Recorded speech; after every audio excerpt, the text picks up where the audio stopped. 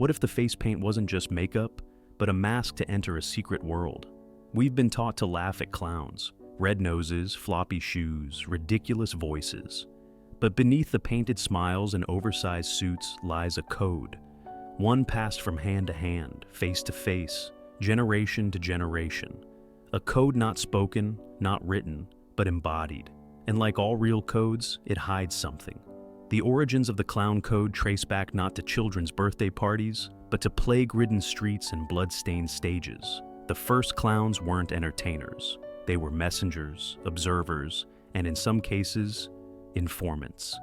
The earliest European jesters, like those in 14th century Italy or the Tudor courts of England, had special privileges. They were the only ones allowed to mock the king and live.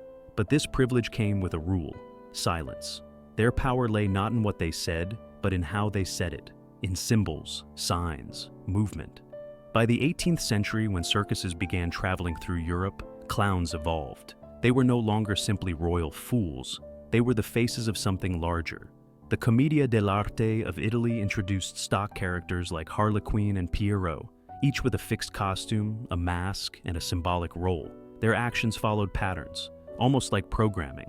Harlequin's diamond pattern costume, not just aesthetics. Each shape and color represented rank, role, and intent. White face paint? Not whimsy, it meant obedience. Red, defiance. Blue, grief. But this code was never explained to the audience. It wasn't meant for them. It was meant for insiders. Over time, the code grew more complex. Traveling circuses were tight-knit communities, often cut off from society. Performers had to protect each other from corrupt officials, violent towns, or even rival troops. They developed a silent system of signals to recognize danger, identify allies, and communicate instantly during performances. For outsiders, it looked like a show. For insiders, it was survival. Even the classic clown smile, exaggerated, grotesque, and frozen, had meaning. In 19th century Russia, the eternal smile was required by contract in several private circuses. But clowns who painted their mouths in reverse, a frown hidden under a smile, were marking themselves as subversives. These were the black clowns, banned from state-sponsored events. Some vanished, others joined underground groups. By the mid-1800s, the clown code took on a more militant shape. In France, reports from police archives mention painted men using carnival gatherings to pass secret messages. One file from 1879 describes a suspected clown involved in anarchist activities. He did not speak for 3 days. He only gestured. The code wasn't just real, it was watched. In America, the clown code took a darker turn.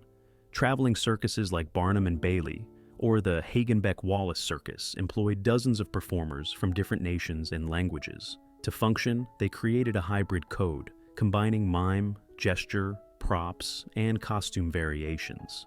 A yellow flower tucked behind the right ear meant stay silent. A limp red balloon tied to a bootlace meant run tonight. They couldn't speak openly. Many were undocumented or fleeing something. For them, the clown's mask was more than a costume. It was protection. As the 20th century approached, clown schools began formalizing parts of the code. The rules weren't written like laws, but enforced by culture.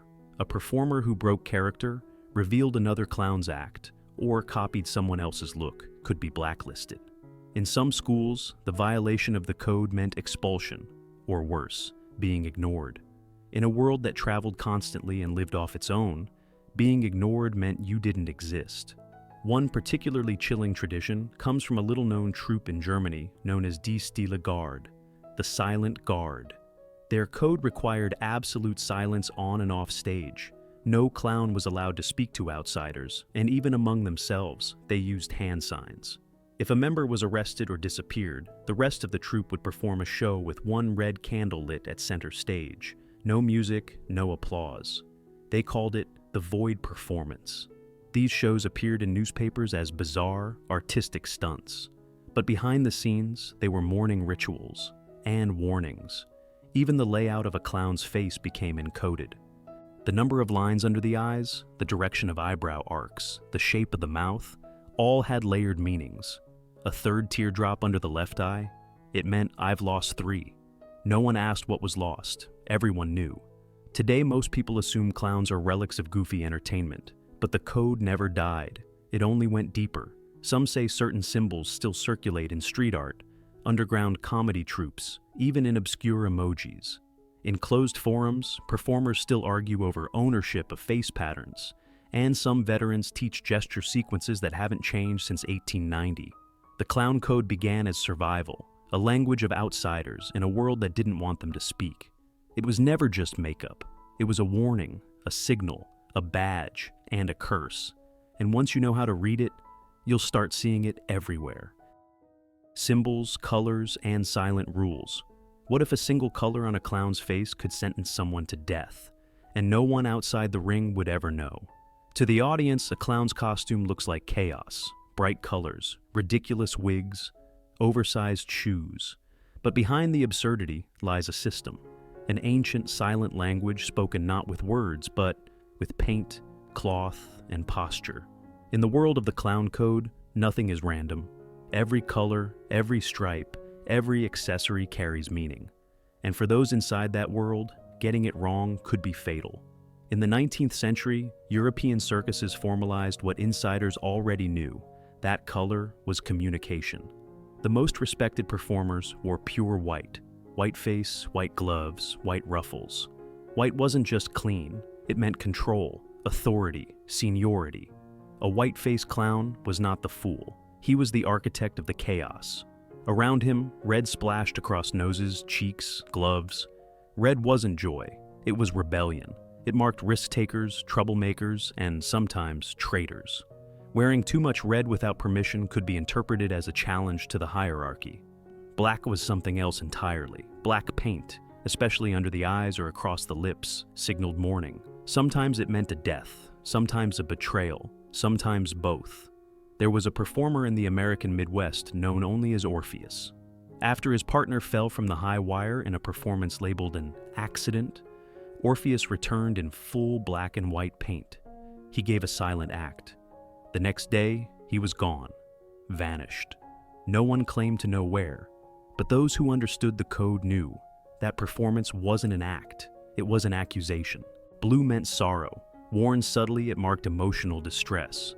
Worn boldly, it warned others, something is wrong. Patterns mattered too. Horizontal stripes meant veteran. Vertical stripes, newcomer. Checkerboards, unpredictability. To an audience, it was colorful nonsense. To the clowns, it was rank, status, and warnings, all encoded in fabric. Even accessories told stories. A broken umbrella was not just a gag, it was a symbol of betrayal. If one clown pointed it at another during a show, it wasn't for laughs. It was a public silent accusation. A balloon, depending on its state, could signal protection or abandonment. A yellow balloon tied to a wrist said, "I'm protected." A deflated balloon tied to a bootlace meant, "I'm alone, I'm vulnerable." Handkerchiefs, gloves, hats, all part of the language. In some Russian troupes, junior clowns were made to perform with white handkerchiefs in their mouths. They weren't allowed to speak until granted permission. Removing it without approval was considered defiance, punishable. Then came the silent rules. These weren't written. They didn't need to be. Everyone knew them. Rule 1, never copy another clown's face. A clown's paint is their identity, sacred and protected. Violating it could lead to brutal consequences. In 1924, a young performer copied the eyebrow pattern of a veteran. He was found locked in a trunk overnight. His paint had been scrubbed off. He never returned. Rule 2, never speak in costume. Not backstage, not during makeup, not while wearing the face. To break character while painted was to break the illusion, and worse, to drop your shield. Some troupes practiced silent expulsion. A clown who spoke out of turn would be ignored, not punished, erased. No one would acknowledge him. No one would speak to him. In the transient, tight-knit world of the traveling circus, being ignored meant slow death. Rule 3, the dead must be buried in paint. Always. This rule was universal. If a clown died, they were repainted exactly as they last performed, even if the show had ended in tragedy, even if they died off stage. The code demanded that their final identity be preserved, sealed into the grave. These rules weren't about superstition. They were about control, about preserving a fragile system in a world filled with risk. And sometimes, those rules became warnings. In 1933, in a small Ohio circus, a lead clown entered the main ring without paint and wearing black gloves. He stood in silence, staring at the crowd for 2 minutes. Then he walked away. The troupe disbanded 3 days later. No reason was ever given. Outsiders called it performance art. Insiders knew better. An unpainted face meant the code had been broken. Black gloves meant the danger was internal. Gestures mattered too. A glance, a step, a flick of a wrist. Clowns could pass messages through a crowded ring faster than any whisper. A feather in the wrong hat, a step taken with the wrong foot, a glove turned inside out. All carried weight. All meant something. Even today, small circles of performers still carry the old ways. Underground troupes, secret shows, abandoned theaters, no stage lights, no applause, just paint, silence, and eyes that still know the code. One veteran, speaking anonymously in 2017, said, "We don't need scripts, we don't need tech. If you know what to look for, the ring tells you everything. Who's loyal, who's broken, who's about to vanish. So remember, nothing a clown wears is by accident. Nothing they do is meaningless. You were never meant to understand it, but now you do. And now you'll never see them the same way again." Circus as a brotherhood, inner hierarchies and oaths. What kind of world demands an oath of silence just to wear a painted face? The circus wasn't just a show, it was a closed system, self-governed, rigid, and unforgiving. To the public, it looked like chaos, but inside, it was built on hierarchy, ritual, and silence. It functioned more like a secret order than a troupe of performers. At the top stood the ringmaster, not just the announcer, but judge, disciplinarian, and enforcer. Below him were veterans who had earned rank not just through skill, but obedience. Then came the active performers, clowns, acrobats, knife throwers. Each had an invisible rank and accepted place. At the bottom were the silents, new initiates who hadn't yet earned the right to speak. Joining meant more than performing. It required passing tests and taking oaths. In early American circuses, a rite called tent binding forced newcomers to sleep under the tent floor, hidden from everyone. For days, they spoke only when spoken to and followed strict behavioral codes. If they succeeded, they were painted and allowed into the ring. If they failed, they were told to leave. No second chance. In older European troupes, especially Romani or French lineages, initiates gave blood oaths. A drop on a cloth, a relic from a dead performer, a hand pressed in silence. These weren't theatrical gestures, they were contracts. Once sworn, you were part of the Brotherhood, bound by its rules, its silence, and its consequences. Breaking the oath meant exile, not through violence, through erasure. The offender would be ignored. No one would speak to them, look at them, or acknowledge them. Some called it nulling. In a world where the troupe was your only shelter, this was a death sentence. One Prague clown in 1906 was nullified for mocking a superior's costume. He followed the troupe for weeks, performing outside their tents. He died alone behind a barn. They never stopped the show. Clown hierarchies were strict. White-faced clowns held the highest rank, sharp, cold, controllers of the act. Augusta clowns followed, louder, messier, comedic subordinates. At the bottom were tramps, the defeated ones, always meant to fall, but even tramps had rules. Upstaging a whiteface meant crossing a line. Punishment came quietly. Ruined props, slashed costumes, intentional accidents. Beyond the ring, others held power. Tent masters, wagon guards, and trailmen enforced discipline. If someone stole, disobeyed, or talked to outsiders, they disappeared. Judgments were fast. No discussion, just silence. The oaths varied, but the message was the same. Silence, loyalty, and secrecy. One preserved oath reads, "By paint, by blood, by sawdust and rope, I swear to stand where I am placed, to speak only when the mask commands, to protect the ring and betray no brother." Sounds romantic, but the archives don't lie. Burned letters, journal pages in cipher, group photos with scratched out faces. These weren't metaphors, they were warnings. A sheriff's report from Kansas in 1952 described a missing contortionist. The troupe said he walked off, but notes showed he'd been crying after violating ring order. No one explained what that meant. No one ever does. Even across borders, loyalty held. A performer exiled in France could find shelter in Hungary if he carried a token, a cloth scrap, a color-coded ring, or a small carved piece of bone. There were no names, no explanations, just proof. Modern circuses are quieter about the code, but it hasn't vanished. Some troupes still require silence during makeup. Some never allow outsiders behind curtains. Some pass symbols in gloves, handkerchiefs, the tilt of a hat. They won't explain why. And if you ask, they'll only stare. So the next time you hear laughter from a painted face, remember, someone swore to wear it, someone paid for it, and someone disappeared to protect it. Disappearing acts, real missing performers. How many performers have vanished under the big top? And how many of those disappearances were never meant to be found? In the early decades of the traveling circus, when wagons rolled from town to town and the tent was the only law, disappearances weren't unusual. They were expected. A performer might leave in the night. A clown might miss a call. A tightrope walker might fall without a scream. And yet, in most cases, no one filed a report. No one contacted the authorities. No search was organized. The show simply moved on. In a world built on illusion, a missing face became just another act. A silent vanishing folded into the performance itself.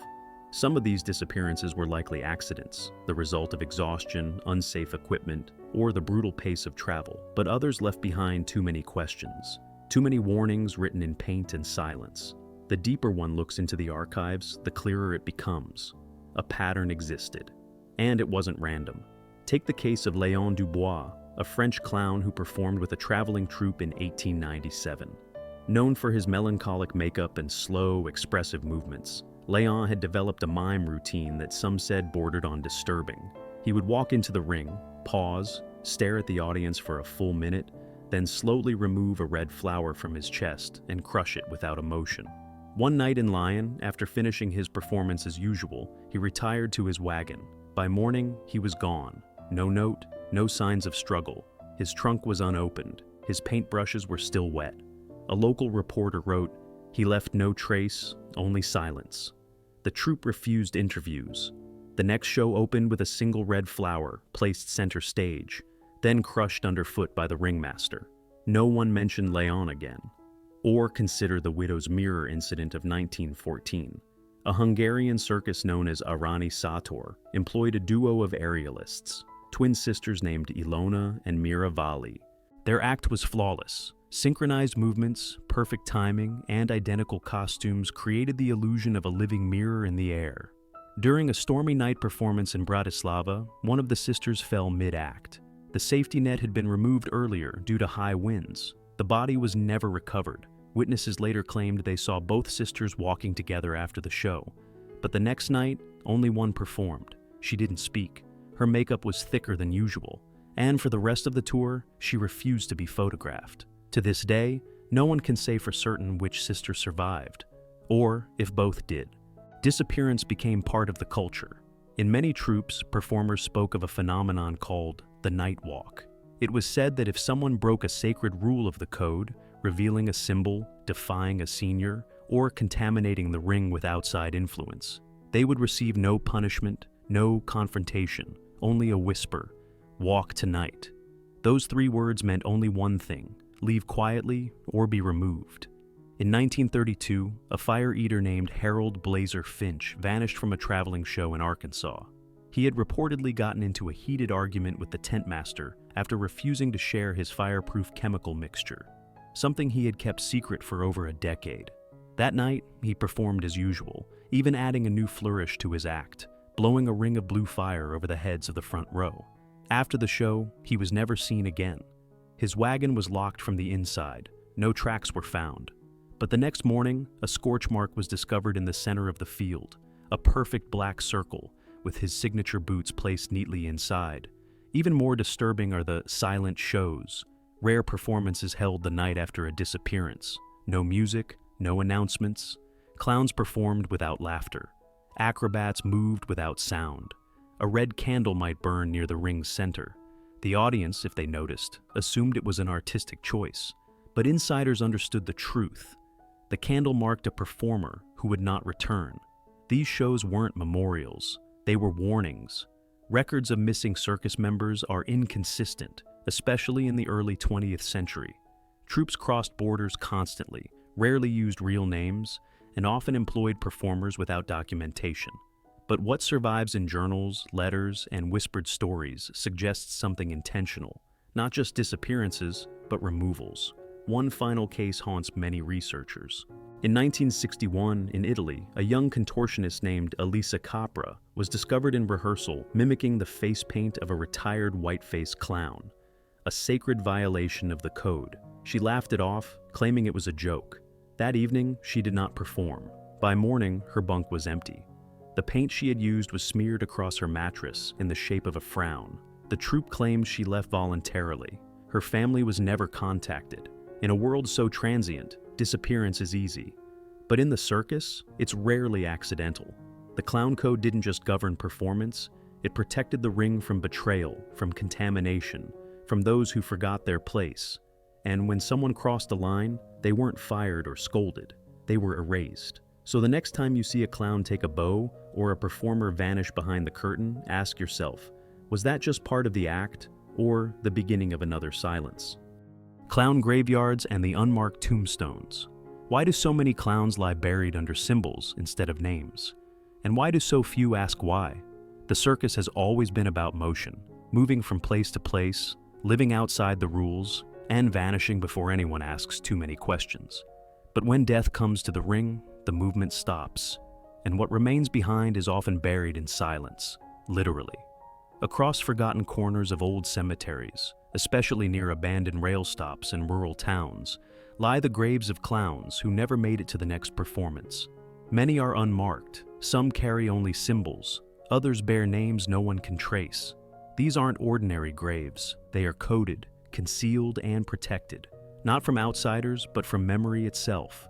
In the world of the traveling circus, death was expected but never discussed.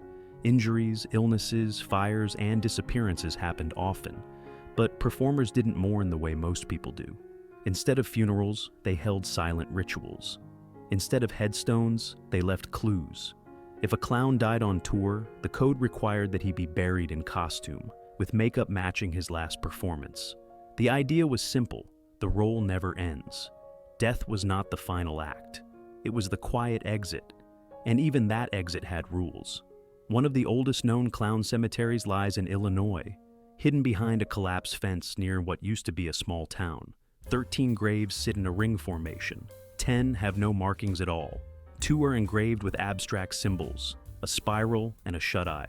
The last one is carved with a single word: silent. Local records show nothing, but an old circus ledger found nearby lists a dozen performers under stage names only. No legal names, no birthplaces, just paint descriptions and roles. One column, now faded, is labeled Final Show. That's all. In Europe, the practice was similar. Outside Marseille, in a field locals call Le Champ Vide, or the empty field, lie over 20 graves tied to a wartime troupe that vanished during World War I. No crosses, no names, no markers beyond flat stones arranged in a circle, the same shape as the center ring. At the center of the field, a rusted pole still stands. Some say it was part of their main tent. Others claim it was left as a warning. Either way, no one maintains the site. No one claims ownership. Yet, fresh flowers appear there every spring. Clowns were often buried under their stage names, if any name at all. Their real identities were rarely known to their audiences, sometimes not even to their fellow performers. It was safer that way. The life of a traveling clown was unstable, often undocumented, and deliberately obscured. Some changed names with every tour. Others refused names entirely, preferring symbols or gestures. In death, this anonymity was preserved, not just as a tradition, but as enforcement. In cases where a performer broke the code, the Brotherhood decided whether they would be remembered at all. If the violation was serious, revealing secrets, copying sacred makeup designs, disrespecting rank, their identity could be erased, photos destroyed, costumes burned, acts retired, even their grave would bear no trace. A performer who had once filled a ring with laughter could vanish without leaving a single word behind. A 1956 diary from a German circus school contains a chilling line: "He did not pass. We returned him to the dust, unnamed." Nothing else is said, but beside the sentence is a drawing of a blank gravestone. No letters, just the faint outline of a clown's smile. A performer's final resting place wasn't just about mourning, it was a continuation of the code, and the code demanded silence. There are still private graveyards today, owned by families who've worked in the circus for generations. Some are hidden on rural land, behind barns or deep in forests. These are not marked on maps. No signs lead to them. They're protected by tradition, secrecy, and fear. In some, the headstones are made from parts of old wagons. In others, only colored stones mark the site. Red for August, white for classic clowns, black for those who died out of rank. There are no names, no dates, no flowers. Only symbols that speak to those who understand. One woman, daughter of a retired white-faced clown, described her father's burial in a rare interview. His coffin was sealed before she arrived. His costume had been put on by someone else. The gravestone bore no name, only 3 dots in a triangle. When she asked to replace it, the surviving members of his troupe said no. That was who he was, they told her, and that's who he'll stay. These are not ordinary cemeteries. They are layers of unwritten history, buried just deep enough to avoid questions, but shallow enough to whisper. The clown code didn't end at the edge of the ring. It followed them into the ground, where symbols speak louder than names, and silence becomes the final act.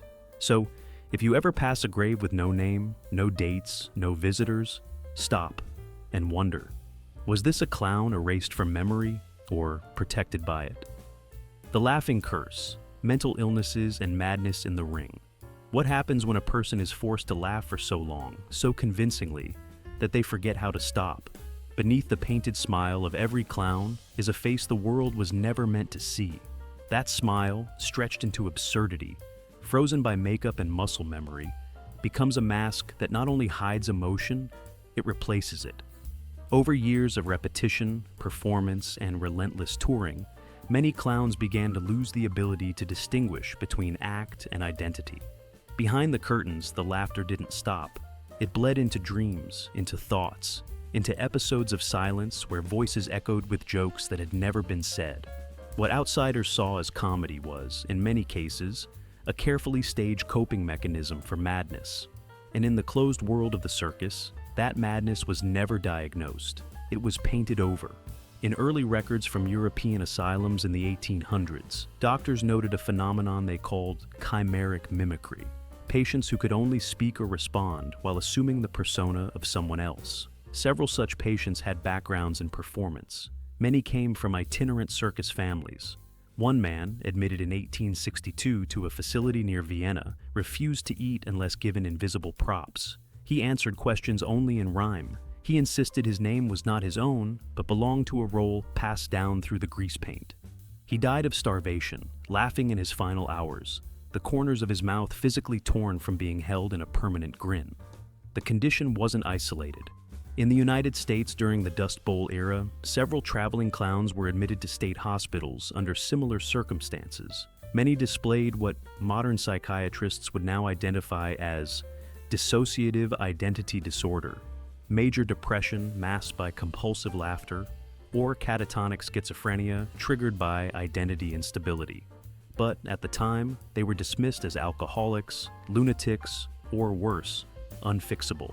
What no one considered was that the very structure of clown performance, the repeated masking of emotion, the exaggerated physicality, the suppression of personal identity, may have contributed directly to the breakdown of the mind. Circus life offered no space for rest. Constant movement, poor nutrition, dangerous physical routines, and complete social isolation created the perfect storm for psychological collapse. But it was the pressure of permanent performance, of staying in character, even off stage, that became the real curse. In certain troupes, clowns were forbidden to speak plainly while in makeup. Some even extended this rule to the hours before and after the show. One German troupe in the 1920s imposed a regulation where performers had to respond to all instructions using a horn or physical gag during performance weeks. Those who failed were punished with silence, ignored completely for days. This environment bred not just breakdowns, but patterns of inherited behavior. Sons of clowns often became clowns themselves, absorbing the same rituals and silences as their fathers. By the third generation, the mask became instinct. Stories circulated of children who laughed inappropriately at funerals, mimicked falls when injured, or recoiled from mirrors. In one documented case, a child who had been raised entirely within a mobile circus refused to speak in any language except constructed clown gibberish, even under hypnosis. He later disappeared during a border crossing between Hungary and Austria. His parents claimed he never adapted to being outside the ring. Not all clown madness was passive. Some took darker turns. A traveling troupe in Michigan disbanded in 1948 after their lead, Auguste, attacked a ringmaster mid-show, screaming that the tent was a mouth that swallowed the real. In court, he spoke only in pantomime. He was declared unfit for trial and institutionalized. Another performer in Soviet-era Georgia allegedly painted his face over his mouth entirely, sealing it shut with black lines, and refused to speak for the final 5 years of his life. He left behind a journal filled with repeated phrases: no voice, only shape; no soul, only show; no end. The phenomenon came to be whispered about inside the Brotherhood. Some called it the laughing curse. Others referred to it simply as the fade. It was an open secret that some clowns changed, not gradually but suddenly, becoming withdrawn, forgetful, or obsessively fixated on elements of their act. Some forgot their real names. Others couldn't remove their makeup without shaking. One woman, an acrobat who married a clown in 1963, described how her husband began talking in his stage voice at night, even in his sleep. By the end, she said, "I don't know if he was pretending to be the clown, or if the clown was pretending to be him." Today, we might diagnose these symptoms with clinical precision: identity trauma, unresolved grief, chronic stress disorder. But the circus didn't believe in therapy. It believed in masks, in repetition, in the preservation of the show. And when someone broke down, they weren't offered help. They were sent away. Or, more often, simply buried under another layer of paint until the madness looked like comedy again. So, next time you hear the laughter, loud and endless, echoing through a tent or through a screen, ask yourself, is someone behind that sound still trying to stop? Behind the grease paint and rehearsed laughter stood a system where identity was erased and madness became performance.